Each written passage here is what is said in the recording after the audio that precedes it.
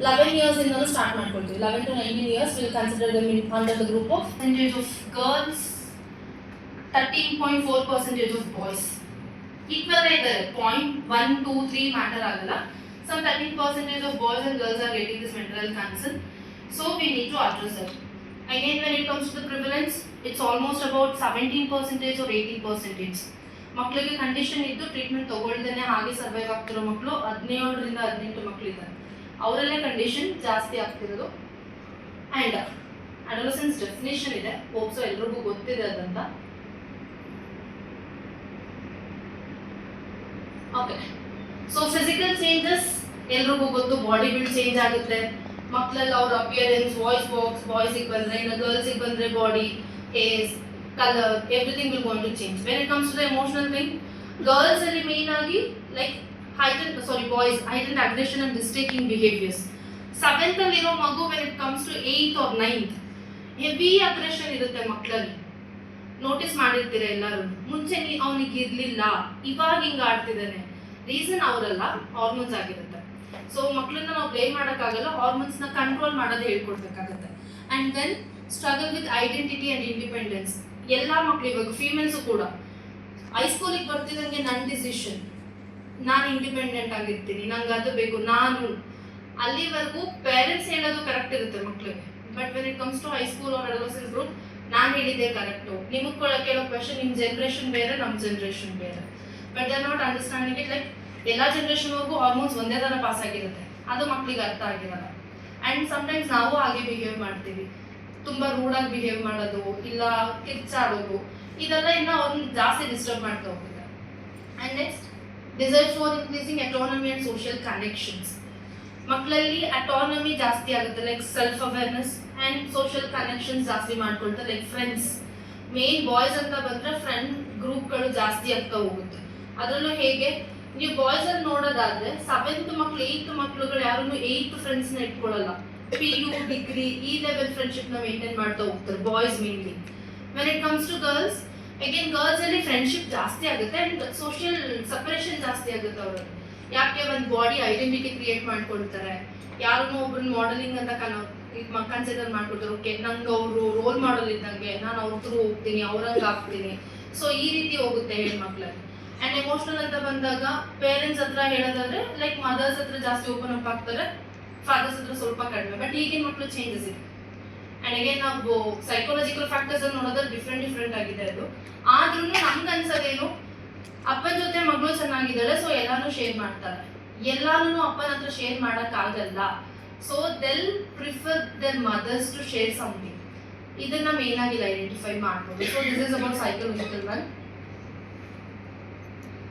Okay, so prevalence, as I mentioned, 17 to like 10 to 20%. Other 17-18% idida. If it is untreated, our development, education and complete life will go into ruin. ನಾವು ಇದನ್ನ main ಆಗಿ ಅಲ್ಲೇ address ಮಾಡಬೇಕಾಗುತ್ತೆ. ಈಗ ಮಗುವಲ್ಲಿ ಏನೋ concern ಇದೆ, ಏನೋ changes ಆಗಿದೆ, ಏನ್ ಮಾಡಬೇಕು ಅನ್ನೋದು ಈ session like half an hour ಅಲ್ಲಿ ಇದನ್ನ ಮುಗಿಸ್ತೀನಿ. ಬಿಕಾಸ್ ನನಗೆ ಡಿಸ್ಕಷನ್ ಟೈಮ್ ಬೇಕು, ನಿಮ್ಮಲ್ಲಿ ತಲೆಯಲ್ಲಿ ಬೇರೆ ಬೇರೆ ಕ್ವೆಶನ್ಸ್ ಇರುತ್ತೆ. So maybe we are going to categorize the conditions here in 3 main categories. The first is emotional, behavioral, other conditions barutte. But main as when it comes to adolescence, it's more common. Yes, it's the most important one. Like as if females or women, we need to address it. Yes, not. So let's see. Okay. So next side in the emotions ilva. Feelings illa. Yella avare ಹೇಳ್ತಿದ್ದಾರೆ. Like silence. Oh, okay. So that is the behavior. When it comes to silence, that is behavior. We are also having some category there, right? Accepting everything. Accepting everything. Yes, sir. Digesting. Digesting physically, emotionally, psychologically, everything. Nice. Okay, so when it comes to emotion or emotional conditions, mainly we are going to discuss about 2 conditions. ಆ 2 condition ಆ ಕಡೆಯಿಂದ ಈ ಕಡೆಯಿಂದ ಇಬ್ರು ಕೊಟ್ಟು like one is anxiety and another one is depression. So ನಾವೆಲ್ಲ ಏನ್ ಹೇಳಿದ್ವಿ, that is the emotional things where we people are ventilating, but is not that concern ಅಂತ ಇಲ್ಲ. ಅಳ್ತಿದೀವಿ ಅಂದ ತಕ್ಷಣ that is not that concern, mental health concern ಅಲ್ಲ. And when we are sad Sadness is different than depression. Aggression, fear, irritation, frustration is different than anxiety. But ಇವಾಗ ನಮಗೆ ಅದಕ್ಕೆ ಯಾವುದಕ್ಕೂ ಡಿಫ್ರೆನ್ಸ್ ಗೊತ್ತಿಲ್ಲ. How many of you are depressed here or went to depression and came back? ತುಂಬ ಜನ ಹೇಳಿದೀವಲ್ಲ, we went depression, like there was a time that I went depression and came back because of this incident, that incident. ಯಾರ್ಯಾರಿದ್ದೀರಾ ಡಿಪ್ರೆಷನ್ಗೆ ಹೋಗಿ ಬಂದವರು? Yes ma'am medication ಏನಾದರೂ ತಗೊಂಡ್ರ? No. Only meditation and family support. Nice ma'am. Yes sir? Medication ತಗೊಂಡ್ರೆ. Okay. So that is the serious one. When it comes to the depression part, don't think that ಯಾವುದೋ ಒಂದು ಬೇಜಾರಿಗೆ oh I'm depressed, I'm in depression. No. We people are experiencing the sadness. Sadness is totally different than depression. So ಸರಿ ಹೇಳಿದ್ರು medicine ತಗೊಂಡೆ, so that is condition ಇದೆ. Okay, oh depression ಬಂದ್ಬಿಡ್ತು, ನಂಗೆ ಏನು ಮಾಡೋಕ್ಕಾಗಲ್ಲ. No is the best example. Then is normal at all. When ma'am ಹೇಳಿದ್ರು like meditation ಮಾಡಿದ್ವಿ ನಾವು ನಾರ್ಮಲ್ ಆಗಿ, so you are under distress, not in depression. The distress is different again, depression is different. Anxiety. Many of the students are using that word: exam anxiety, social anxiety, relative anxiety. Like almost all or everything is anxious to them. Again, anxiety is different word. That is the condition where they need the treatment. They are having that fear, they are having that stress, they are having that irritation, frustration. Even now kuda. Relatives andre namige agalla, but still we are attending their functions. And we are the relatives to them. ಅವರಿಗೂ ನಮ್ಮ ಕಂಡ್ರೆ ಆಗಲ್ಲ. We should understand it first. ನಮ್ಮನ್ನೆಲ್ಲ ಕೇಳಿದ್ರೆ, like mainly ನಿಮ್ಮನ್ನು ಕೇಳಿದ್ರೆ ಇರುತ್ತೆ, ಒಂದಷ್ಟು ಕಾನ್ಫ್ಲಿಕ್ಟ್ಸ್ ಇರುತ್ತೆ, but still we want to maintain that relationship. 8th 9th ಮಕ್ಳು ಅವ್ರನ್ನು ಬಿಟ್ಬಿಡಿ. 3rd ಸ್ಟ್ಯಾಂಡರ್ಡ್ 4th ಸ್ಟ್ಯಾಂಡರ್ಡ್ ಮಕ್ಳು ಹೇಳ್ತಾರೆ ರಿಲೇಟಿವ್ಸ್ ಅಂದ್ರೆ ನಂಗೆ ಆಗಲ್ಲ ಮ್ಯಾಮ್, ನನ್ನ ಫಂಕ್ಷನಿಗೆ ಹೋಗಲ್ಲ. This is where actually parents are lagging to give that morality. ನಾವೇನ್ ಮನೇಲಿ ಮಾತಾಡ್ತೀವಿ, ನಾವೇನ್ ಆಸ್ ಎ ಕಪಲ್ಸ್ ಮಾಡ್ತೀವಿ, ಮಗು ಮೇಲೆ ಇಂಪ್ಯಾಕ್ಟ್ ಆಗ್ತಾ ಇದೆ. And we are frequently blaming teachers. As a parent, you are going to blame your kids' teachers. The same thing is going with you people also. ನಿಮ್ಮ ಮಕ್ಕಳನ್ನ ಲೈಕ್ ನಿಮ್ಮ students ಪೇರೆಂಟ್ಸ್ಗಳು ನಿಮ್ಮನ್ನು blame ಮಾಡ್ತಿರ್ತಾರೆ. ನೀವೇನೇ ಹೇಳಿದ್ರು ಪೇರೆಂಟ್ಸ್ ಅಕ್ಸೆಪ್ಟ್ ಮಾಡಲ್ಲ. ಮನೇಲಿ ಹಿಂಗಿಲ್ಲ ಅವನು, ಮನೇಲಿ ಹಿಂಗಿಲ್ಲ ಇವಳು, so they want to blame teachers. ನಾವು ಅದೇ ಮಾಡಿರ್ತೀವಿ, ನಾವು ಟೀಚರ್ಸ್ ಆಗಿದ್ದೀವಿ. But when it comes to parents, ನಾನು ಇವಾಗ ಮಕ್ಕಳನ್ನ ಅಟೆಂಡ್ ಮಾಡ್ತಿಲ್ವಾ, ಅವ್ರು ಟೀಚರ್ದೇ ಸರಿ ಇಲ್ಲ. ಸೊ ದ ಸೇಮ್ ಪಾಯಿಂಟ್, ನಾವೇನ್ ಮಾಡ್ತೀವಿ ಮಕ್ಳಿಗೆ ಇಂಪ್ಯಾಕ್ಟ್ ಆಗ್ತಿದೆ ಅದು. When it comes to anxiety, ಒಂದು ಎಕ್ಸಾಂಪಲ್ ಕೊಟ್ಟು ಆನ್ಸೈಟಿನ ಸ್ಟಾರ್ಟ್ ಮಾಡ್ತೀನಿ. ಓಕೆ, ಆನ್ಸೈಟಿ ಅಂತ ಬಂದಾಗ ಎಕ್ಸಾಮ್ ಆನ್ಸೈಟಿ ತಗೊಳ್ತೀವಿ condition. Okay, may be in Maharashtra last 2 years back, but still is taking treatment there in our Nimans. Adolescent boy. Our time around 9th standard. 9th ಅಲ್ಲ 7th standard, sorry 7th standard. Exams ಇದ್ದಾಗ ಮಕ್ಕಳು postpone ಆಗಲಿ ಅಂತ like ಬೇಡ್ಕೊಳ್ಳೋದು ಜಾಸ್ತಿ, ತುಂಬ ಕಾಯ್ತಾ ಇರ್ತಾರೆ. ಇವನ್ ನಾವು ಯಾರಾದರೂ KPSC UPSC ಪ್ರಿಪೇರ್ ಆಗಿ ಎಕ್ಸಾಮ್ ಬಂದಿದ್ರೆ ಈ ವರ್ಷ ಬರಲಿ ಅಂತ ಕಾಯ್ತಿರೋ, ಈ ವರ್ಷ ಬೇಡಪ್ಪ ಮುಂದಿನ ವರ್ಷ ಕಾಲ್ ಆಗಲಿ, ಈ ರೀತಿಯದಿರುತ್ತೆ. ಇಲ್ಲ ಯಾವುದೋ ಕಾಂಪಿಟೇಟಿವ್ ಎಕ್ಸಾಮ್ಸ್, ಇಲ್ಲ ನಿಮ್ಮ ಪೀರಿಯಡಲ್ಲಿ ನೀವು ಮಾಡಿರೋ ಎಕ್ಸಾಮ್ಸ್ ಎಲ್ಲ ಪೋಸ್ಟ್ಪೋನ್ ಆದ್ರೂ ಖುಷಿ ನಮಗೆ. ತುಂಬ ಪ್ರಿಪೇರ್ ಆಗಿದ್ರೆ ಈಗಲೇ ಬರ್ಬಿಡೋಣ ಅನ್ನೋದು ಥಾಟ್ ಕೆಲವರಿಗೆ ಇರುತ್ತೆ. But when it comes to ಆನ್ಸೈಟಿಗೆ, ಒಂದು ಮಗು 7th ಸ್ಟ್ಯಾಂಡರ್ಡ್ ಹುಡುಗ, ನಾನು ಏನು ಹೇಳಿದವನು, ಕಂಡೀಷನ್ ಇತ್ತು, ಕಂಡೀಷನ್ ಇದೆ ಅಂತ ಗೊತ್ತಾಗಿದ್ದಾದಮೇಲೆ same like others. Okay, exam normal internal exam, ಏನು ಎಕ್ಸಾಮು ಅಲ್ಲ, FA1 FA2 ಏನು ಅಸೆಸ್ಮೆಂಟ್ ಮಾಡ್ತೀರಲ್ಲ ನೀವು, ಅಸೆಸ್ಮೆಂಟ್ ಎಕ್ಸಾಮ್ ಅನೌನ್ಸ್ ಆಗಿತ್ತು ಡೇಟು. ಸೊ 15 days ಇನ್ನು ಮುಂದೆ ಇದೆ, ಪೋಸ್ಟ್ಪೋನ್ ಮಾಡ್ತಾರೆ. ಈ ಕಾನ್ಸೆಪ್ಟಲ್ಲೇ ಇದ್ದ ಅವನು. ಎಕ್ಸಾಮ್ ಡೇ ಬಂತು, ಪೋಸ್ಟ್ಪೋನ್ ಆಗಿಲ್ಲ ಎಕ್ಸಾಮ್. ಬೇರೆ ಮಕ್ಕಳಾದ್ರೆ ಏನು ಮಾಡ್ತಾರೆ, ಈವನ್ ಇಲ್ಲೂ ಮಕ್ಕಳು ವೆಯ್ಟ್ ಮಾಡ್ತಿರ್ತಾರೆ, ಪೋಸ್ಟ್ಪೋನ್ ಆಗಿಲ್ಲ ಬಟ್ ಎಕ್ಸಾಮ್ ಬರೀತಾರೆ. Always going to absent for that. ಫ್ರೀಕ್ವೆಂಟಾಗಿ ಆಬ್ಸೆಂಟ್ ಆಗ್ತಾರೆ ಮಕ್ಕಳೇನಾದರೂ? ಎಸ್, ಎವ್ರಿ ಎಕ್ಸಾಮ್ಗೆ. ಎಸ್, ಒಂದು ಮಗು ಏನಾದರೂ every exam every event skip ಮಾಡ್ತಾ ಇದ್ರೆ ನೋಟ್ ಮಾಡ್ಕೊಳ್ಳಿ. ಓಕೆ, ಸೊ ಈ ಹುಡುಗಂಗೂ same. And you all know that ಯಾರಾದರೂ ಡೆತ್ ಆದರೆ ಲೀವ್ ಅನೌನ್ಸ್ ಮಾಡ್ತಾರೆ.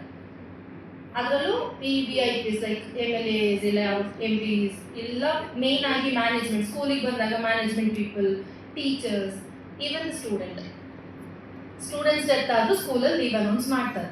ಇದು ಆಲ್ಮೋಸ್ಟ್ ನಮ್ಮ ಇಂಡಿಯಾದಲ್ಲಿರೋ ಟ್ರೆಡಿಷನ್ ಇದ್ದಂಗೆ.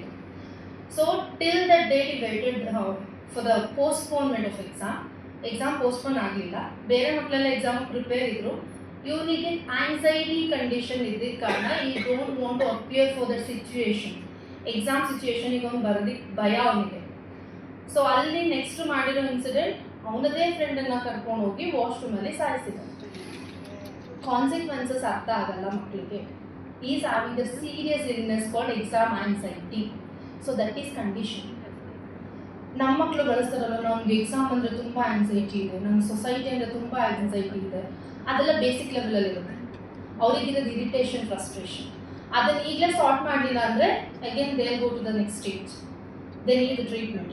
ಇವಾಗ ಮಗು ಟ್ರೀಟ್ಮೆಂಟ್ ಕೊಡ್ತಿದ್ದಾರೆ. ನಾವು ಈಸ್ ಲೈಕ್ 9th ಸ್ಟ್ಯಾಂಡರ್ಡ್ ಅಂದರೆ ಸಮ್ 14-15 ಟ್ರೀಟ್ಮೆಂಟಲ್ಲಿ ಇದೆ.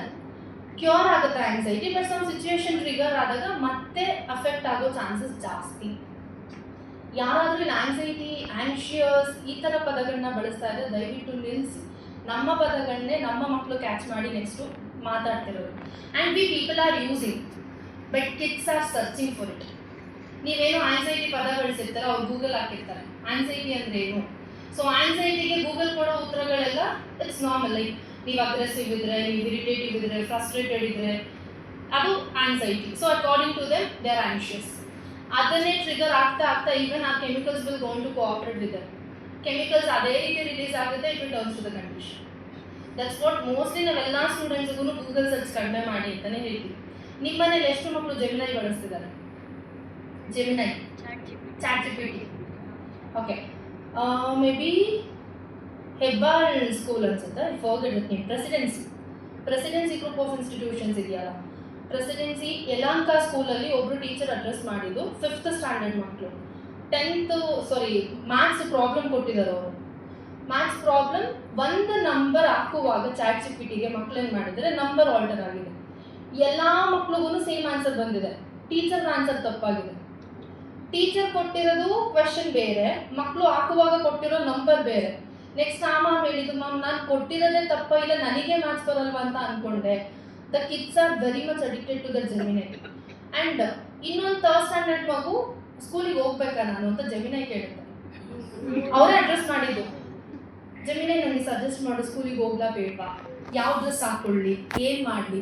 ಈವನ್ ನನ್ನ ಅಕ್ಕನ ಮಕ್ಕಳು ಯೂಸ್ ಮಾಡ್ತಿದ್ದಾರೆ. Like we are trying to controlling it. ಒಳ್ಳೇದಲ್ಲ, AI ಎಲ್ಲ ಕಂಪ್ಲೀಟ್ ಒಳ್ಳೇದಲ್ಲ, ನಮಗೂ ಗೊತ್ತು. ಬಟ್ ಲ್ಯಾಂಗ್ವೇಜ್ ಇಂಪ್ರೂವ್ ಆಗುತ್ತೆ, ಏನೋ ಹೊಸದಾಗಿ ಕಲಿತಾರೆ. And we people are like will going to show that emotions. Like ಏನಾದರೂ 10 months ಬೇಬಿ ಅಥವಾ 6 months ಬೇಬಿ ಫೋನ್ನ ಸ್ಕ್ರಾಲ್ ಮಾಡಿದ್ರೆ ಎಷ್ಟು ಖುಷಿಲಿ ಹೇಳ್ತೀರಾ? ಖುಷಿಲಿ ಹೇಳ್ತೀರಾ ಇಲ್ವಾ? I am not asking about 10-year-old, 10 months. No, babies like ಎಷ್ಟು ಚೆನ್ನಾಗಿ ಸ್ಕ್ರಾಲ್ ಮಾಡ್ದ ಗೊತ್ತಾ ಅವಳು. We should not support, but still we are supporting it. Scroll ಮಾಡ್ತಿದ್ರೆ ಯಾಕೆ ಅವರಿಗೆ ಫೈನ್ ಮೋಟಾರ್, ಗ್ರಾಸ್ ಮೋಟಾರ್ ಅಂತ ಕರಿತೀವಿ. So whatever the points we are doing in this fingers, fine motors. ಏನು ವಾಕ್ ಮಾಡ್ತೀವಿ ಅದೆಲ್ಲ gross motor. Fine motor activity ಚೆನ್ನಾಗಿರುತ್ತೆ. So scroll ಮಾಡ್ತಿದ್ದಾರೆ, ಅಪ್ರಿಷಿಯೇಟ್ ಮಾಡಿ. ಬಟ್ ಎವ್ರಿ ಟೈಮ್ ಯಾರಾದರೂ ನೇಬರ್ಸ್ ಬಂದರೆ, ರಿಲೇಟಿವ್ಸ್ ಬಂದರೆ ಫೋನ್ ಕೊಟ್ಟು ನಾವು ಅದನ್ನು ಅಡ್ವರ್ಟೈಸ್ ಮಾಡ್ತೀವಿ. ನೋಡಿ ಈಗ ನನ್ನ ಮಗು ಸ್ಕ್ರಾಲ್ ಮಾಡುತ್ತೆ. ಬಟ್ ಆಫ್ಟರ್ ಅದನ್ನೇ 1 year ಆದ್ಮೇಲೆ ಸ್ಕ್ರಾಲ್ ಮಾಡಿದ್ರೆ ಇಟ್ಕೊಂಡು ಸರಿಯಾಗಿ ಕೊಟ್ಟಿರ್ತೀವಿ. Where we are lacking actually. So we need to control it. And again when it comes to anxiety, ನಿಮ್ಮ ಮನೆಯಲ್ಲೇ ಎಷ್ಟೋ ಮಕ್ಳು ಹೇಳ್ತಾರೆ ನಂಗೆ ಹೊಟ್ಟೆ ನೋವುತ್ತಿದೆ. ಎಕ್ಸಾಮ್ಸ್ ಇದ್ದಾಗ ಎಲ್ರಿಗೂ ಹೊಟ್ಟೆ ನೋವು, ತಲೆನೋವು, ಇಟ್ಸ್ ಕಾಮನ್ ರೀಸನ್. ಈವನ್ ನಮಗೂ ಆಗುತ್ತೆ. ಕೆಲವು ಮಕ್ಳಿಗೆ ಸೀರಿಯಸ್ ಇರುತ್ತೆ. ನಾನೇ ಎಕ್ಸಾಂಪಲ್ ತೊಗೊಳ್ತೀನಿ. ನನಗೆ ಯಾವುದೇ ಎಕ್ಸಾಮ್ಸ್ ಇದ್ರೂ ಡಿಸೆಂಟ್ರಿ ಕಂಪಲ್ಸರಿ, ಭಯಕ್ಕೆ. ಹಂಗಂತ ಎಕ್ಸಾಮ್ ಸ್ಕಿಪ್ ಮಾಡಲ್ಲ, ಎಕ್ಸಾಮ್ಗೆ ಹೋಗ್ತೀವಿ. ಅಕಸ್ಮಾತ್ ಮಗು ಎಕ್ಸಾಮ್ ಸ್ಕಿಪ್ ಮಾಡ್ತಿದೆ, ಮ್ಯಾಮ್ ಹೇಳಿದ್ರು ಎವ್ರಿ ಟೈಮ್ ಎಕ್ಸಾಮ್ ಸ್ಕಿಪ್ ಮಾಡ್ತಿದ್ದಾರೆ. ಇಲ್ಲ ನಿಮ್ಮನೆ ಮಕ್ಕಳು, ಈಗ ನಾವೇನು ರಿಲೇಟಿವ್ಸ್ ಬಗ್ಗೆ ನೆಗೆಟಿವ್ಸ್ನ ಮಾತಾಡಿರ್ತೀವಲ್ಲ, ಸೊ ಆ ಮಗುಗೆ ರಿಲೇಟಿವ್ ಮುಂದೆ ಬರೋದಕ್ಕೆ ಇಷ್ಟ ಆಗಲ್ಲ. Main reason comparison.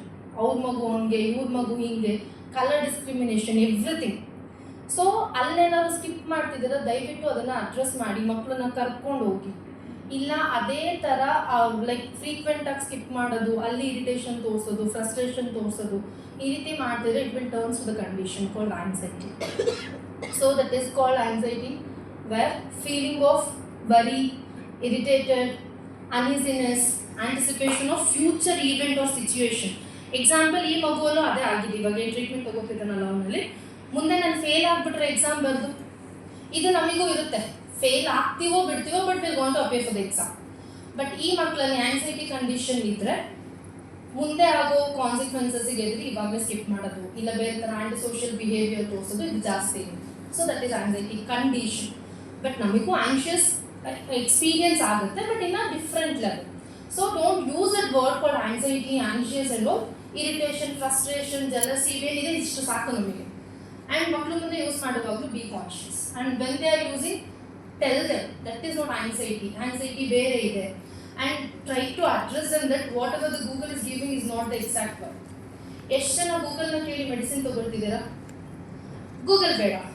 Last time ಜ್ವರ ಬಂದು ಪ್ರಿಸ್ಕ್ರಿಪ್ಷನ್ ಇಟ್ಕೊಂಡು ಮೆಡಿಕಲ್ ಸ್ಟೋರ್ಗೆ ಹೋಗಿ ನನಗೆ ಜ್ವರ ಬಂದಿದೆ ಈ ಮೆಡಿಸಿನ್ ಕೊಡಿ ಅಂತ ಎಷ್ಟು ಜನ ಕೇಳ್ತೀವಿ? ನೋ. ಹೆಡ್ಏಕ್ಗೆ ಒಂದು ಸಮ್ ಟ್ಯಾಬ್ಲೆಟ್ಸ್ ಇಟ್ಕೊಬಿಟ್ಟಿರ್ತೀವಿ, ಡಾರ್ಕ್, ನಿಸಿಕ್, ಎಕ್ಸೆಟ್ರಾಸ್. ಡೋಲೋ 650 ಅದನ್ನು ತಗೊಂಡ್ರೆ ನಮಗೆ ತಲೆನೋವು ಹೋಗುತ್ತೆ. ಆ್ಯಕ್ಚುಲಿ ಹೆಡ್ಏಕ್ ಆಗಲಿ, ಫೀವರ್ ಆಗಲಿ, or some other physical ailments different ಆಗುತ್ತೆ. ಸಮ್ಮರಲ್ಲಿ P C T different P C Ts ಇದೆ, ಬಟ್ ನಮಗೆ ಗೊತ್ತಿರೋದು ಒಂದೇ ಪಿ ಸಿ ಟಿ. ಡೈಕ್ಲೋನೇ ತಗೊಳ್ಳೋದು ಇಲ್ಲ ಡೋಲೋನೇ ತಗೊಳ್ಳೋದು ನಾವು. Again Dolo is P C T only. ಅದು ವೈರಲ್ ಇನ್ಫೆಕ್ಷನ್ನಾ ಇಲ್ಲ ಸೀಸನಲ್ ಫೀವರಾ ಅದೇನು ನಮಗೆ ಗೊತ್ತಿಲ್ಲ, but we are taking the self medication ಅಷ್ಟು ಒಳ್ಳೇದಲ್ಲ. The same thing is happening with the kids. Like self knowledgeable ಆಗ್ಲಿಕ್ಕೆ ಟ್ರೈ ಮಾಡ್ತಿದ್ದಾರೆ, ಗೂಗಲ್ ಸರ್ಚ್ ಹಾಕೋದು, ಎಲ್ಲಾನು ತಿಳ್ಕೊಳ್ಳೋದು. OCD ಎಷ್ಟು ಜನ ಗೊತ್ತಿಲ್ಲ? Abbreviation of OCD